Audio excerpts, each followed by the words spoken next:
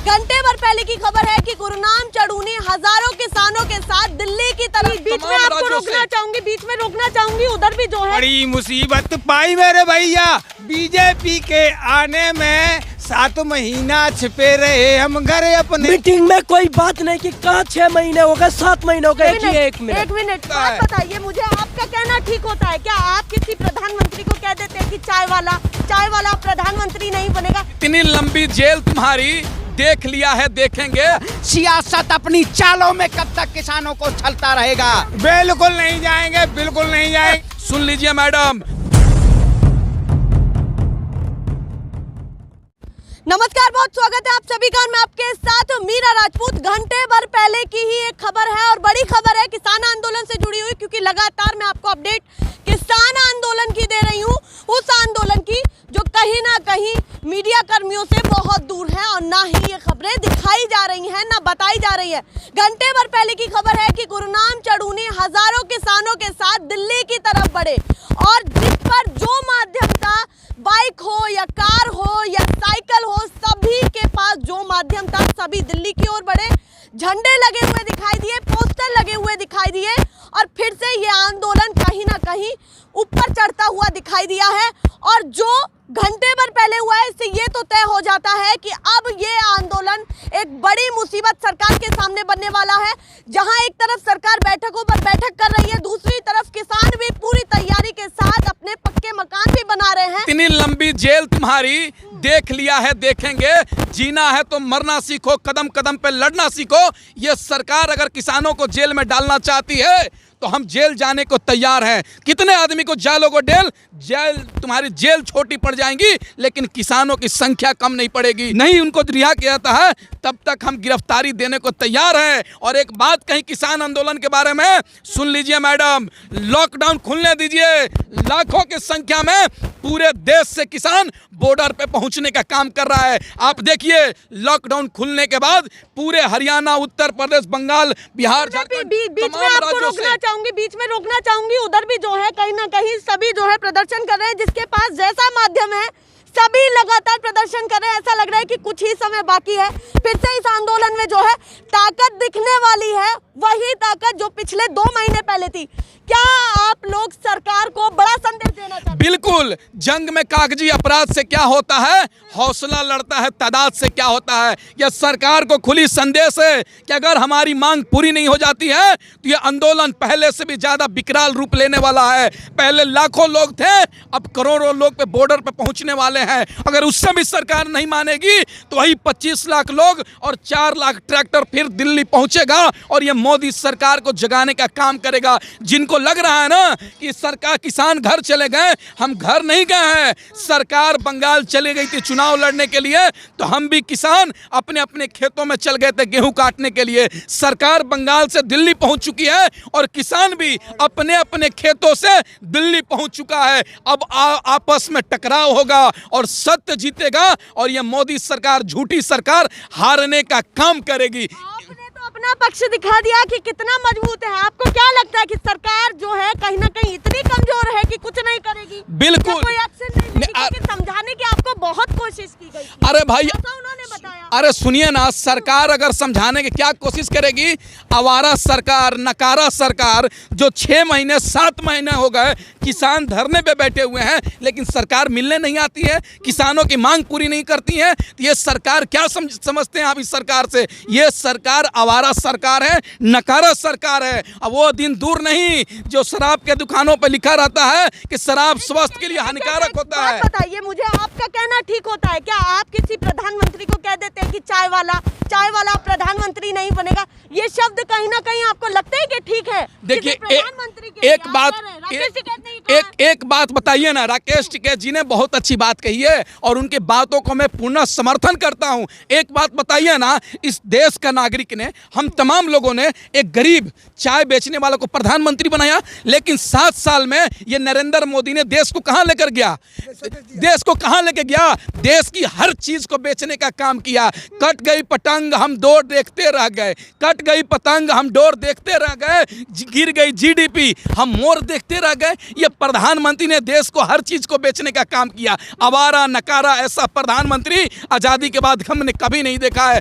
अब दुर्भाग्य इस बात का है कि इस देश का प्रधानमंत्री किसान का बेटा नहीं है। अगला चुनाव होगा तो वही हमारा देश का प्रधानमंत्री और मुख्यमंत्री बनेगा जो किसानों की बात करेगा। बिल्कुल बिल्कुल मुख्यमंत्री का नाम लिया है तो 2022 दूर नहीं है और उससे पहले प्लानिंग जो है बननी शुरू हो गई है। दूसरी तरफ आप भी कहीं ना कहीं बड़ी अटकलें के साथ जो है खड़े हैं सामने कि हम बड़ी चुनौती देंगे 2022 में यूपी में और मुख्यमंत्री योगी आदित्यनाथ को।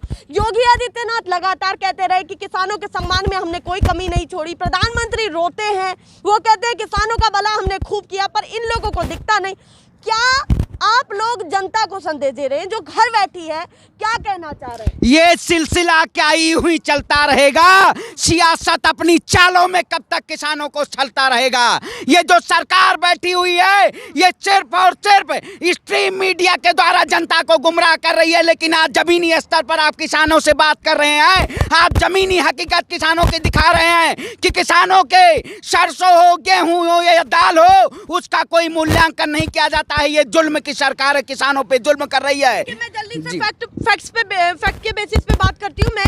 आप हमेशा कहते हैं कि सरकार गलत है, सरकार गलत है, उनके नुमाइंदे गलत है। तो दूसरी तरफ से जनता की तरफ से ये कहा जाता है कि ऑप्शन हमारे पास दूसरा क्या है?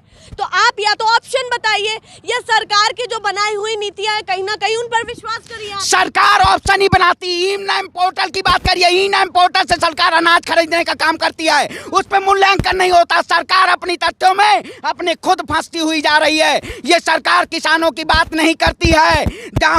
जो कहती है मैं एमएसपी होती है, अभी मोदी जी मन की बात में कहते हैं कि बिहार की लीची आएगी, बिहार कटहल आएगा। अरे कटहल पहले नहीं बिकता था, लीची मैडम आप दिल्ली में नहीं खाती थी पहले?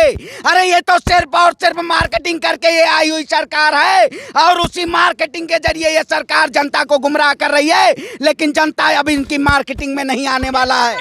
एक बात आपने कहा कि किसान चाहते क्या है? हम वही चाहते हैं जो बंगाल में भारतीय जनता पार्टी के साथ हुआ है। बंगाल के तरह पूरे देश में हम भारतीय जनता पार्टी और नरेंद्र मोदी को हराने का तो सीधे आप विरोधी की भूमिका निभा रहे हैं ना? आप किसान की भूमिका निभाइए, आप विरोधी की। एक बात बताइए ना, ये प्रधानमंत्री किसानों के साथ इस देश के आम नागरिक जैसा बिहेव कर रहा है क्या? हम 6 महीने से बैठे हुए हैं, हमने प्रधानमंत्री मोदी को बना दिया। क्या प्रधानमंत्री हमारी सवाल का जवाब दे रहा है क्या? किसान 6 महीने से मोदी जी से सवाल कर रहा है कि तीनों कृषि कानून रद्द कर दो, एमएसपी पे कानून बना दो, लेकिन सरकार सुनने को तैयार नहीं है। जो सरकार हमारी बात नहीं सुनेगा वह सरकार को उखाड़ फेंकेंगे, दूसरी सरकार बनाएंगे। दूसरी जो सरकार आएगी हमारी बात सुनेगी। दूसरी सरकार किसकी तरफ आप संकेत कर रहे हैं? मैं ये भी तो पूछूंगा।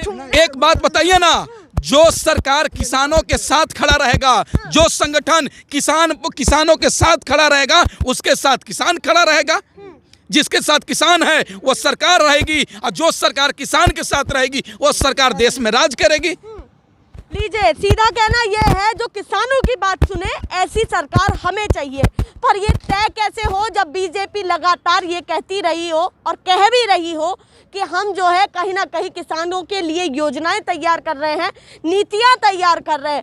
तो कहाँ इतनी दिक्कत आ गई कि उस सरकार पर बिल्कुल विश्वास नहीं रहा जो आपने ही बनाई थी, आप ही उनकी विचारधारा फॉलो करते थे। विश्वास की बात क्या करें? एक मिनट में मैं ये कहना चाहता हूँ, जैसे सरकार को हमने बनाया था, ने वोट दिया बहुत। 2014 में उन्होंने कही कि हम अच्छे काम करेंगे, अच्छे लाएंगे, किसानों के हर जीरो खाता खुलवाया उन्होंने, वो सभी किसान फंस गए लाइन में। लेकिन पहले जीरो खाते में पैसा है ना, कुछ नहीं आया, कुछ नहीं आया। हाँ, ये आम नागरिक ही है, कोई नेता नहीं है।